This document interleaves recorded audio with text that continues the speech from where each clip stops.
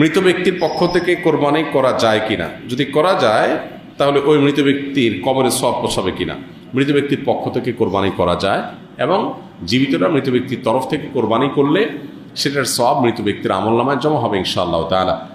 মৃত ব্যক্তির পক্ষ থেকে কোরবানি যে করা যায় এর বহু দলিল রয়েছে, বহু প্রমাণ রয়েছে। আলী রাদিয়াল্লাহু তাআলা আনহুর মধ্যে এটি তার আমল দ্বারা প্রমাণিত যে তিনি মৃত ব্যক্তির তরফ থেকে কোরবানি করেছেন। সাহাবীরা অনেকেই করেছেন। নবী করিম সাল্লাল্লাহু আলাইহি সাল্লাম তাঁর তরফ থেকে করার পাশাপাশি ইব্রাহিম আলাইহিস সালাম এবং পরবর্তী উম্মার তরফ থেকে তিনি কোরবানি করেছেন। সো যিনি নাই, অনুপস্থিত বা মৃত, এই ব্যক্তির তরফ থেকে কোরবানি করা সর্বসম্মতিক্রমে ওলামা কেরামতে জায়েজ। তবে হাম্বলি মাযহাব ওলামা কেরামের অনেকের মত হলো জীবিতদের সাথে যুক্ত করে মৃতদেরটা করা জায়েজ, যেটা রাসূল আকরাম সাল্লাল্লাহু আলাইহি ওয়াসাল্লাম করেছেন। আর অন্যান্য ওলামা একরাম, হানাফি মাযহাব ওলামা একরাম সহ অন্যদের মত হলো যে এরকম কোনো শর্ত নেই, বরং আপনি জীবিত ব্যক্তির তরফ থেকে একটা নাম, একটা তরফ থেকে একটা শরীক, আবার মৃতের তরফ থেকে একটা শরীক অথবা একটা পশু আলাদা করে কোরবানি করতে পারেন, কোনো অসুবিধা নেই।